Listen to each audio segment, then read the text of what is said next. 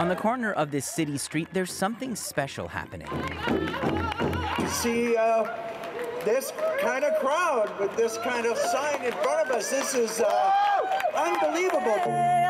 A new restaurant is the reason, but it's more than that. It's what Nishdish is serving up. Nishdish is really something that's making history. It's not just a restaurant, it's not just a food trend, it's really the reclamation of our food. After years of running his Anishinaabe catering business, Chef Joel White Duck Ringette is making a statement with this storefront. Nishdish is a place to grab bison on a bun, but it's also a community hub where Indigenous youth learn to harvest and prepare foods that Ringette was raised with. We used to go out tapping trees and also picking berries and just having extraordinary food as children, not like it is now.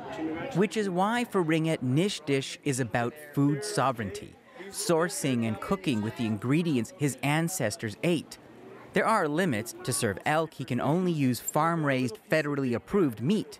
But add it to a tasty stew, and he's building bridges. For the fact that we are trying actually authentic food from by the Indigenous population, specifically Anishinaabe, it's a very beautiful experience. Across town, Chef Joseph Schwana is telling his story with every plate.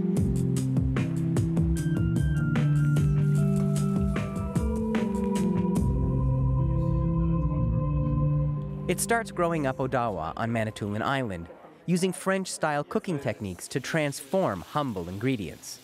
Today, it's braised elk, finished with a touch of sage. So, as you can smell, it smells like, to me it smells like home. Schwana named the restaurant Ku-kum, which is Cree for grandmother. She always taught me that keep everything simple. Everyone likes simple food, so I cook simple. All my recipes are basically less than 10 ingredients.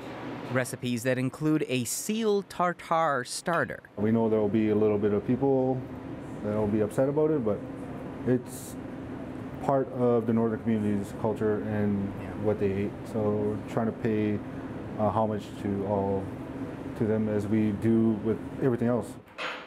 With 2 new Indigenous restaurants in Toronto joining a growing number across Canada, there's change in the air.